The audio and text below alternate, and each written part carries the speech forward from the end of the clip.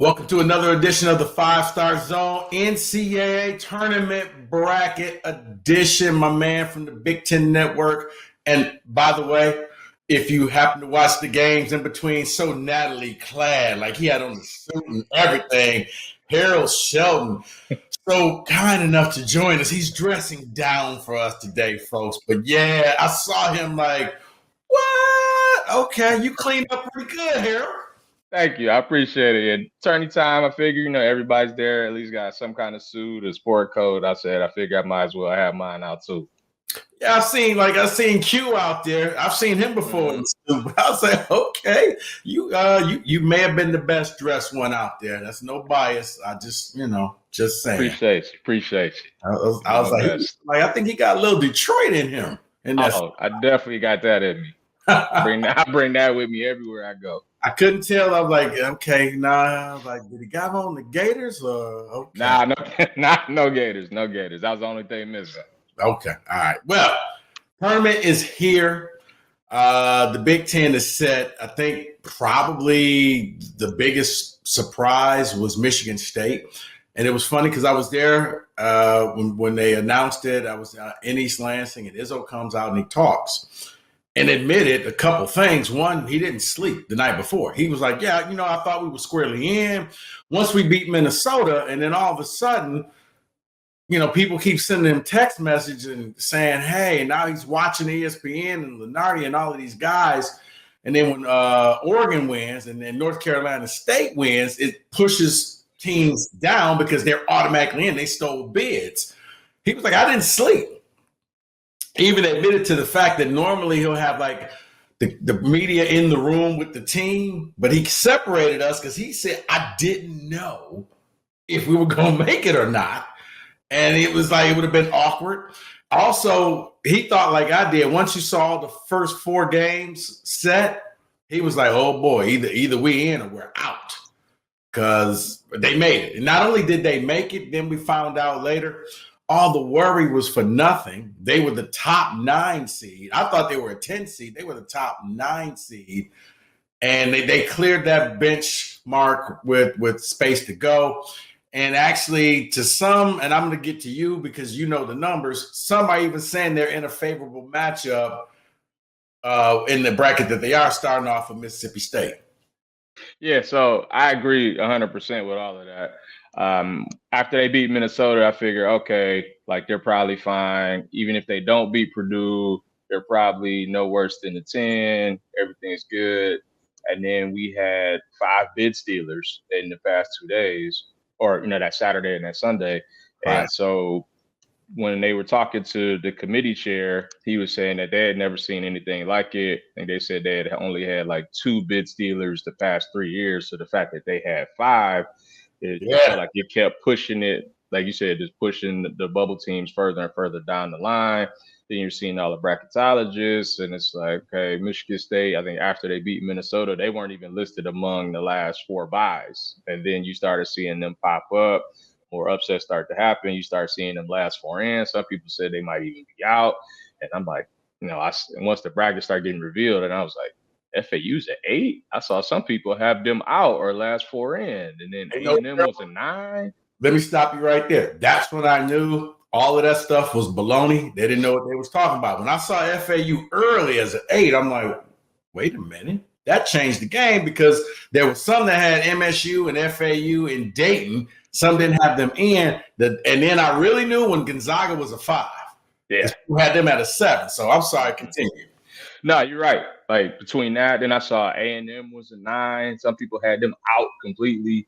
So I'm like, I wonder how much the conference tournament really changed for a lot of these bubble teams, because I know they said they had slotted 35 of the 36 at-large teams before Saturday. So I wonder, did they just say, this is our team, this is our field, and no matter what happens, we're not going to go into like, okay, well, this team won and then their net went up and now their quad 1 and 2s went down. Like, I don't think they cared about any of that. Once the bracket was actually set, they just started taking teams off as bids got stolen. You know what? I think you bring up a good point that I've said it before, that I don't know how much people put into the conference tournament. We put in a lot, but it does seem like they were already in there. and we'll make some minor tweaking in case somebody falls on their face. Yep. But other than that, yeah, you're in. If you're in, but for the conference tournament, you're in. Now, there's a couple teams where, you're probably sitting there like, okay, worst case scenario, because for a second I thought maybe Ohio State was going to crash the party. They didn't. But yeah, it does kind of take away from the conference tournament, and it really bases it on the regular season and what you did. And what I also told people, because a lot of people are like, well, I don't understand. They just love Izzo. They just, it's all about the brand name. And I'm like, no, here's what happens.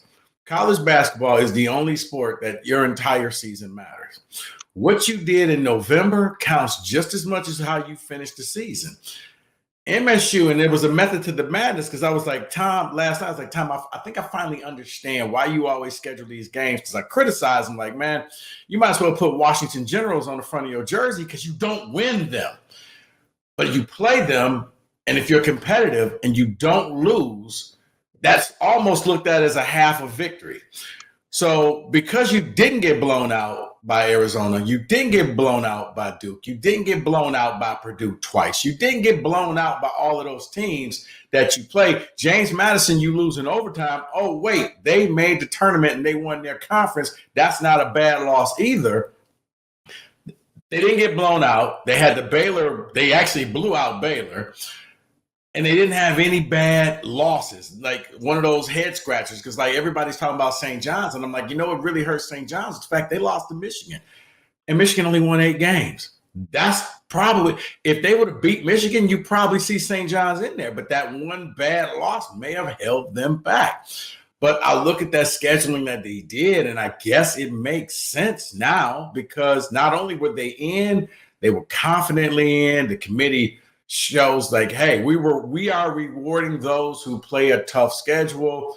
Those who don't, I think the Iowa State's non-conference schedule wasn't that great, and they're a 2 seed. They didn't get a 1 seed, even though they knocked off Houston twice. Yep, and I think you saw that with some of the Big 12. People thought Iowa State could have been the 4th number 1 seed because of the way they won the Big 12 tournament. They blew out Houston by 30. Held them to 41 points. And they were like the last 2 seed. Like, it didn't even matter. And, as we talked about the conference tournament stuff, I feel like once you get to Saturday, nothing else really matters. Like, they really care about Friday and Thursday. But Saturday, their board's pretty much set. So unless unless there's a bid stealer or we have to put a team in automatically, the rest of the stuff we don't really care about. We care way more about what you did November, December, January, February, as opposed to what you did in this particular week. And I feel like we just saw that throughout the entire bracket process. And, to your point, Providence was mad that they didn't get in, but they pretty much played a bunch of quad 4 games. And then you had St. John's, like you said, had some bad losses in there early, and they held that against them more so than some of the better wins that they had later. And there were just so many examples of that, A&M being a 9 despite having, 4 quad 3 losses, Mississippi State being an 8. We didn't think that they would be that high. It was just so many examples of it. And I didn't really understand what the committee was doing personally, but it certainly seemed to benefit a lot of the Big Ten teams. I mean, it looks like the Mississippi State and the Michigan State game was really flipping a coin. We're going to just, whoever loses is going to wear the dark jersey. Okay, well, Mississippi State, you're the 8. Michigan State, you're the 9.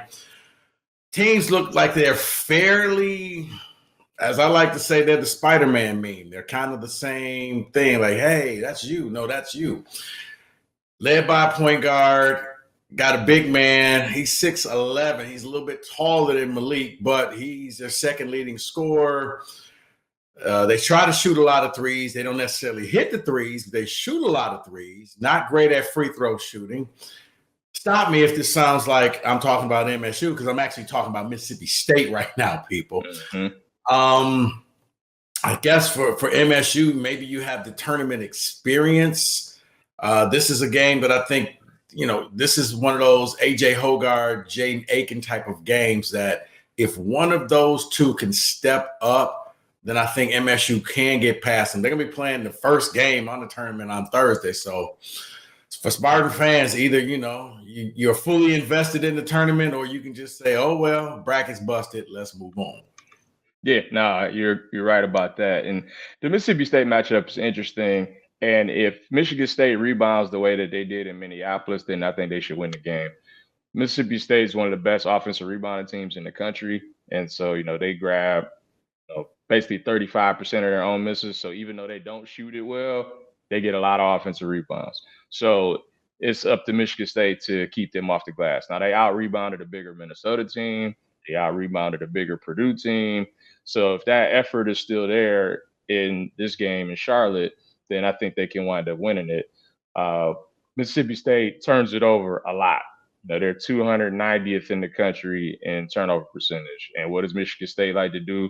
Turn you over, get fast break points, get that transition game going.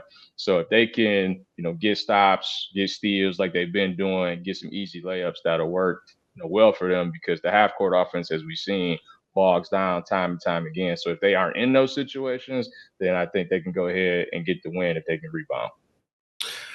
Yeah, it's funny because you often wonder too when it comes to the Big Ten, is it one of those things where do the Big Ten refs do the games different than refs in the tournament? Because I think that's one of the reasons why you don't see a lot of Big Ten teams. Well, they haven't won a title in a long time because they don't get the same calls. Referees in the Big Ten are just more like, let them play, no harm, no foul. So Michigan State can be more aggressive. But if they're calling ticky-tack fouls, then you can't go in there and try to get that steal. And now you're looking at a Tyson Walker or Jay Nakins or AJ Hogarth with 2 fouls, 6 minutes into the game. No, that's true. And I think that's going to be interesting for Purdue and Wisconsin because they rely a lot on how the refs call the game. And so as we saw in the Michigan State-Purdue game, they weren't really calling charges much all year, but for whatever reason in that game, Lance Jones drew a lot of them. I think, we'll see if that stays the case for them. And also just like the Zach Edey situation, like how are they going to officiate him? Refs that we're used to seeing, Edey get the benefit of the doubt. He can clear out his space, not get the call. But guys are fouling him, and they, Edey gets the favorable whistle. Will that carry over?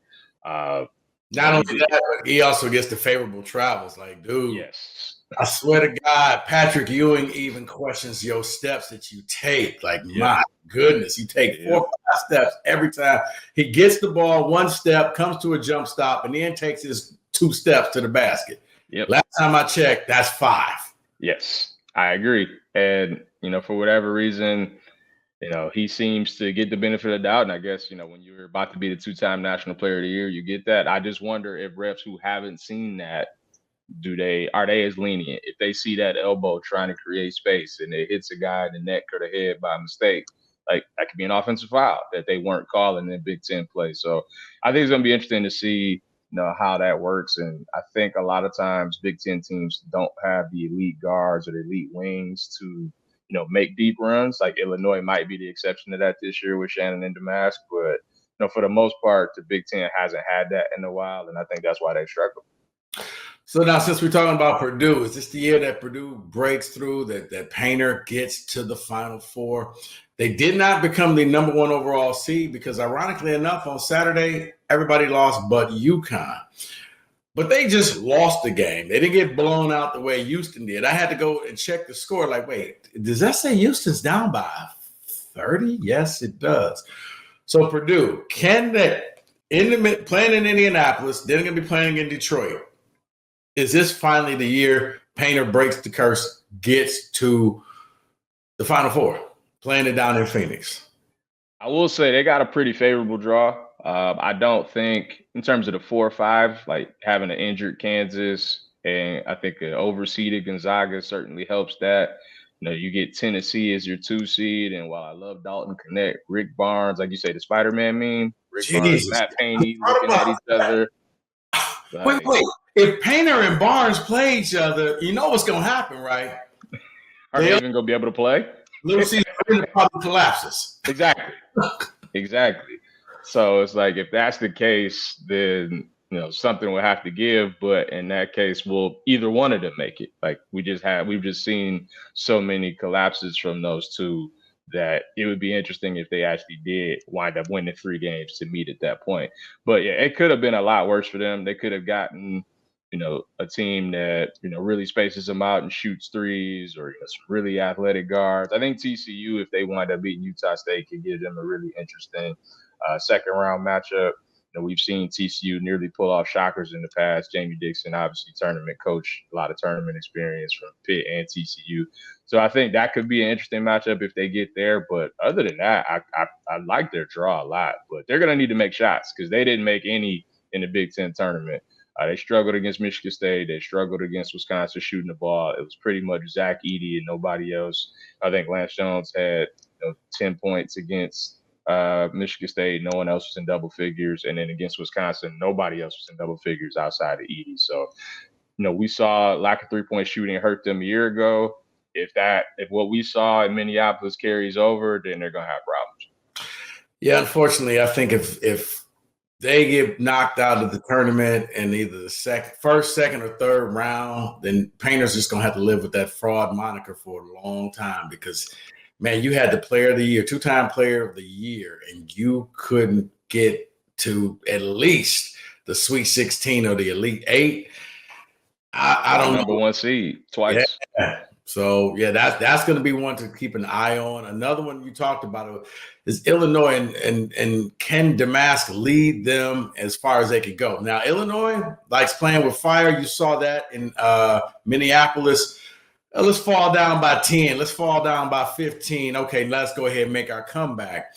And they have. Shannon it's almost automatic. He lowers his head. He drives to the basket. He's going to get the and one. It's now becoming the most unstoppable play. It's right up there with Zach Edey getting the ball in the paint. You know what's going to happen, but you can't stop it. And Damask, not really a point guard, a point forward.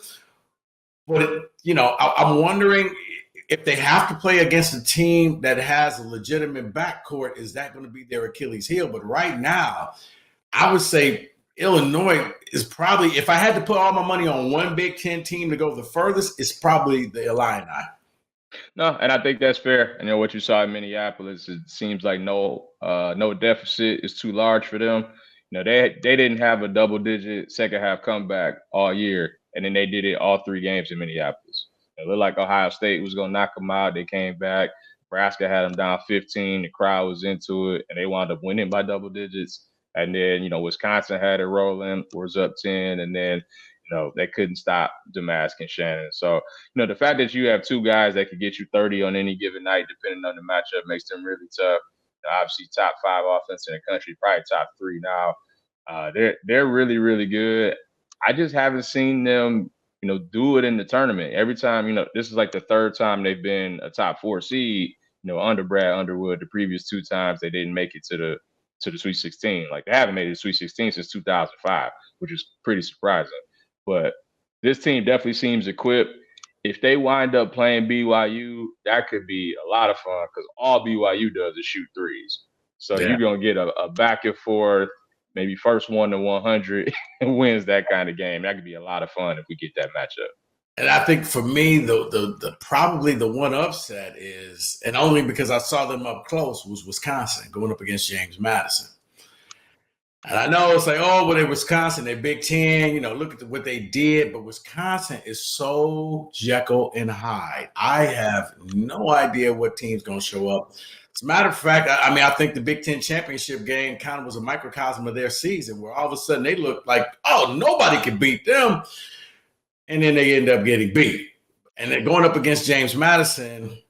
I think that this is going to be one of those games where a battle of styles, but, to go with the whole traditional 12-5 matchup, this is a 12 that I think could actually knock off the Badgers.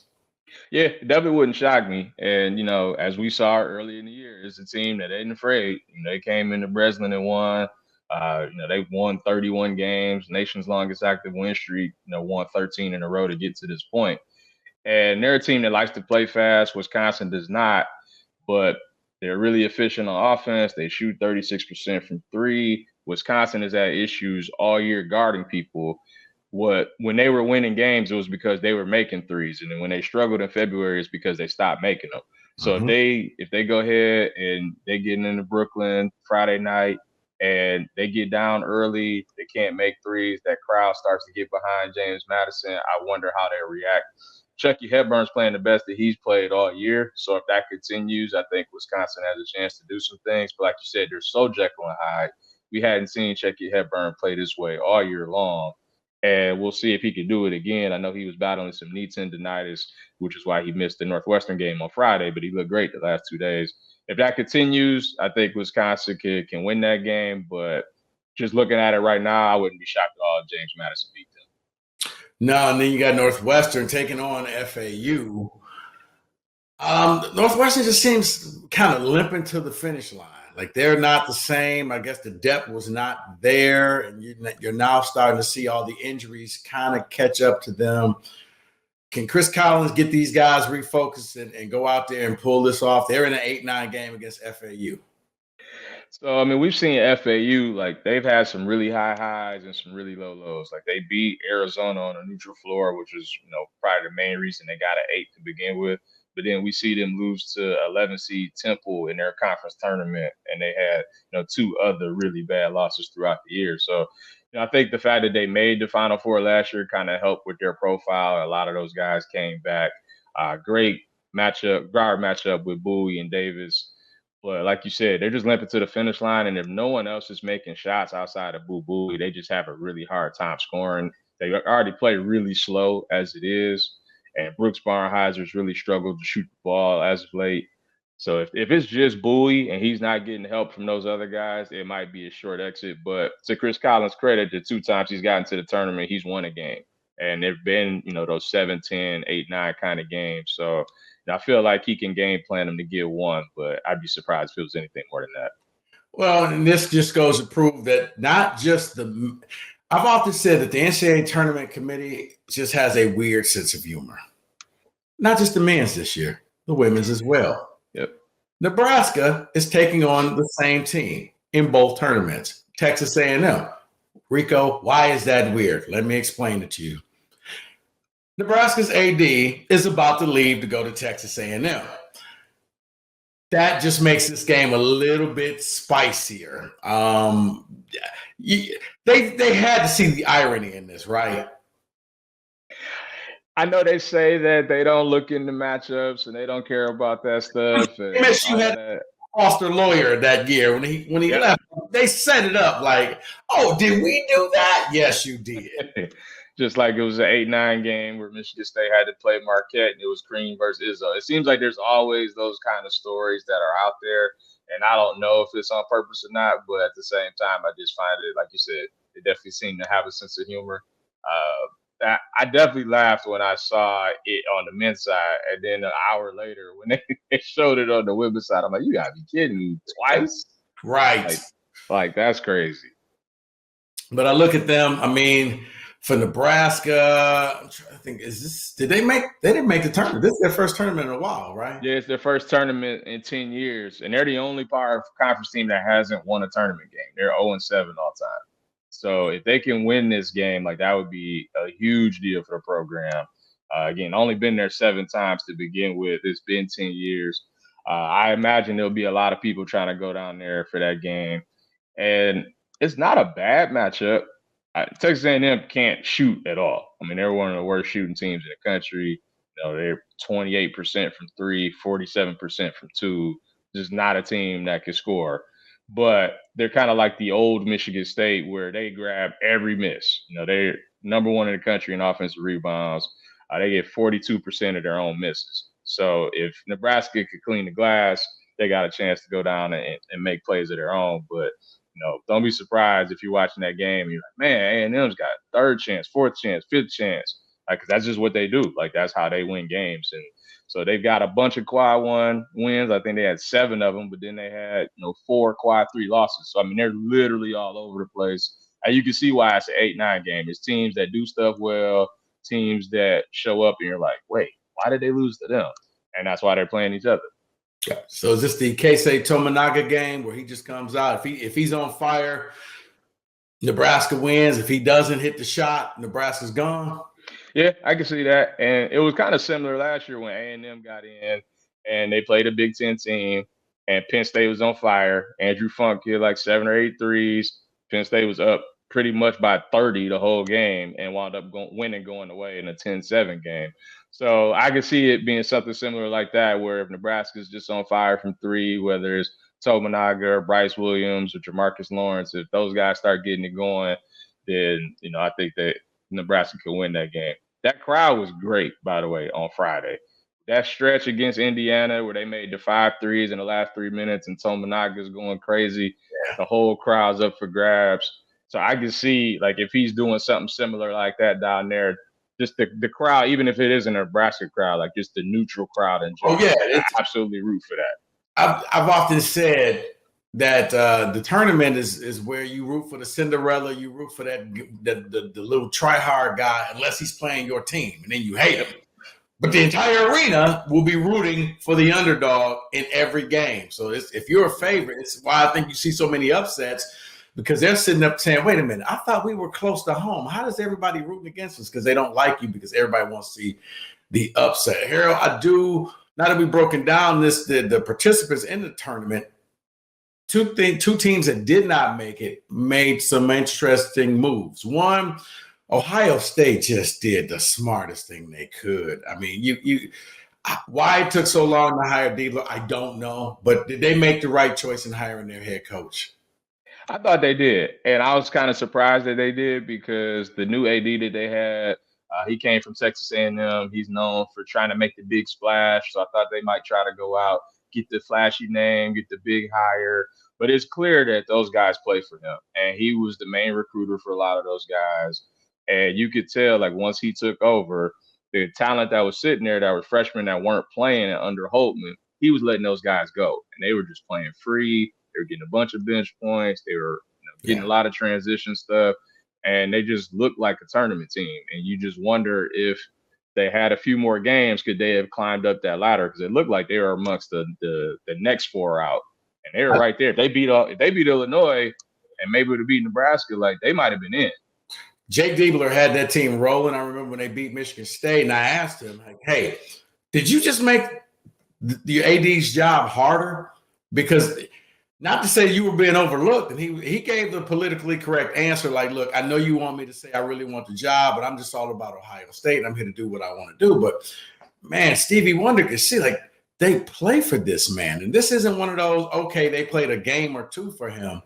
They went out, and that was an entirely different team that, had they made the switch earlier in the year, Ohio State could end up with one of the double byes. They were playing that well in the tournament. So I think that they made a good call there. And then on Friday, Michigan finally pulled the plug on Juwan Howard. I thought he was going to come back, but in true Michigan style, they did it on a Friday news dump. So I guess we all wouldn't pay attention. But if you're Michigan, where do you go from here? Yeah, that's an interesting one too. I've heard rumors of Dusty May, the FAU coach. I know he was a Bob Knight assistant in Indiana, so he knows the Big Ten well. People thought that maybe he would be the IU guy, but since Mike Woodson is back, it doesn't look like that's going to be it, at least for another year. I know there was rumors of would they try to get a Nate Oates or somebody like that, but he just signed an extension in Alabama. Yeah, so I'm not sure where they're going to go. I'm with you, where I thought that they would try to keep him around for another year. I thought it would just be hard for them to fire a legend. But, I think that the results kind of spoke for themselves at that point.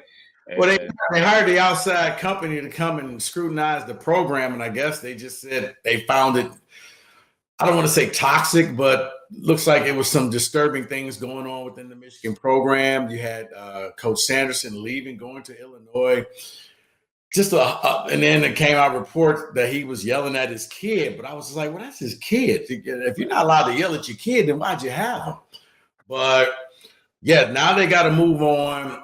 I don't think that they could. They're going to have to take somebody with experience. They went with the non-experience, and hopefully people will stop with the former athlete savior coming back to save the alma mater, because it didn't work with Mullins, didn't work with Ewing, didn't work with Juwan. It's just Penny Hardaway is failing, in my opinion.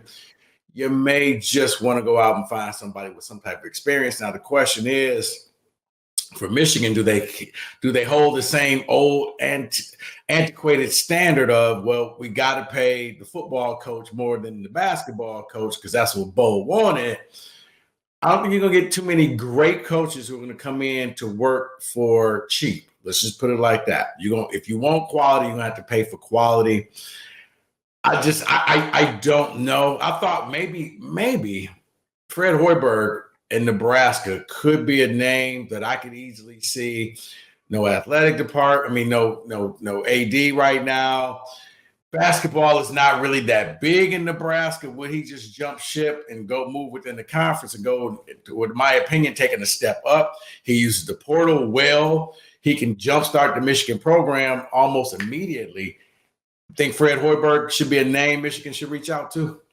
That's definitely an interesting one.